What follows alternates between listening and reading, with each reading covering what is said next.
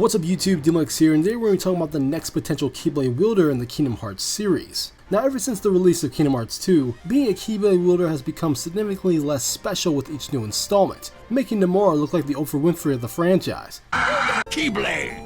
Keyblade! Keyblade! Keyblade! And based on what has transpired throughout the series thus far, I wouldn't be surprised to see new Keyblade wielders introduced in future games, whether they're established or recently developed characters. However, since I don't have the ability to see into the future, this video will only focus on the established characters within the Kingdom Hearts mythos that could potentially be Keyblade wielders in the next couple of games. Because when I look back on the end cutscene of Kingdom Hearts 3, especially when Ven, Terra, and Aqua are back at the Land of Departure, I got this feeling that a new Keyblade world order is on the rise, and Nomura may be planting the seeds for what was lost generations ago. So with that being said, there are 3 established characters in Kingdom Hearts I think got what it takes to wield the power of the Keyblade, and may be useful in the forthcoming battle against the Master of Masters, Lucio, and the Foretellers. Now with the setup out of the way, let's get into it. Starting off with the People's Champ Hayner from Twilight Town. Now Hayner may have a bit of an attitude problem and a fighting stance that makes him look like a disabled gremlin, but at the end of the day, he's got a heart of gold when it comes to caring for his best friends Pence and Olette, as well as the people of Twilight Town, unless your name is Cypher. Isn't this romantic? Ha! Gay!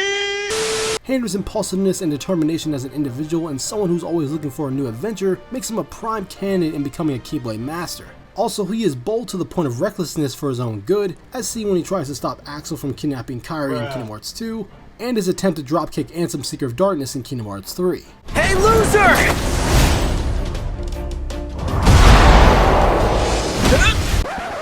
And it was at this moment, Hayner knew he f***ed up.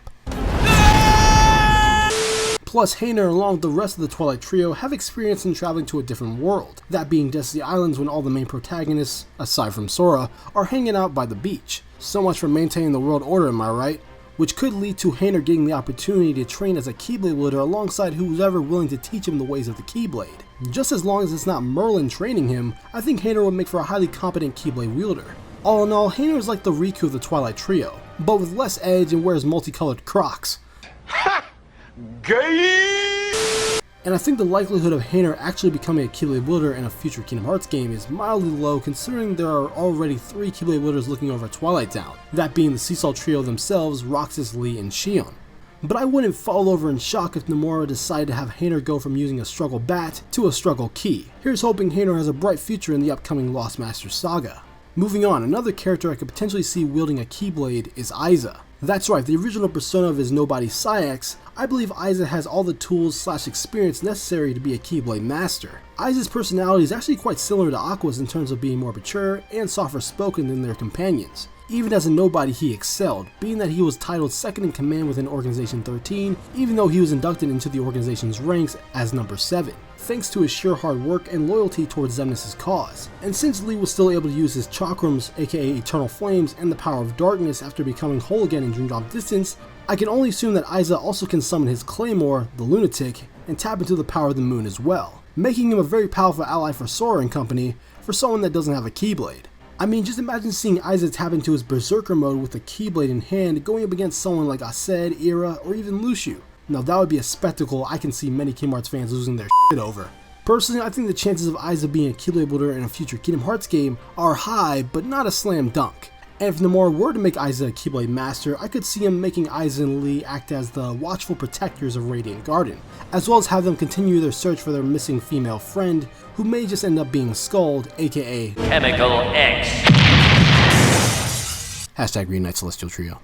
Finally, the last character I could see most likely being a Keyblade master in future Kingdom Hearts games is Naminé. As the nobody of Kairi, Naminé is one of the most powerful non-Keyblade wielders in the series, as she has the power to manipulate the memories of Sora and those closest to him, due to being formed from Sora's soul and body rather than Kairi's. Because of this connection, Naminé can rearrange the links of Sora's memories that are located within his heart to her liking, as well as the ones of those who are connected to Sora. She can even access the corridors of darkness to use as a form of communication, open portals to other worlds, and even change her physical appearance. All I can say is best hope that Naminé doesn't turn evil in the future, otherwise everyone closest to Sora is f***ed. I said stop!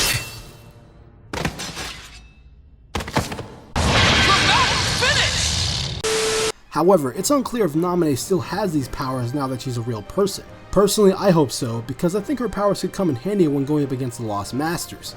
Also, even though I think Naminé would make for a great Keyblade wielder, I can see Nomura not taking her down that path, seeing that Naminé hasn't shown to be the type of character to want to get in on the Keyblade slashing action, but rather a character who is viewed more as an oracle type figure or voice of guidance for our heroes, due to Naminé's extremely trustful, faithful, and generous personality. Although, if gentle souls like Kairi, Aerith, and Minnie Mouse are willing to throw down against the forces of darkness, I don't see why Naminé should be left behind cheering from the sidelines. Plus, I'd be really curious to see what the developers will come up with in terms of Naminé's Keyblade design.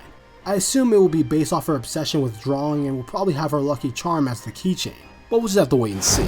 So let me just say in the comments down below, do you believe any of these three characters I just mentioned could be Keyblade wielders in future Kingdom Hearts games?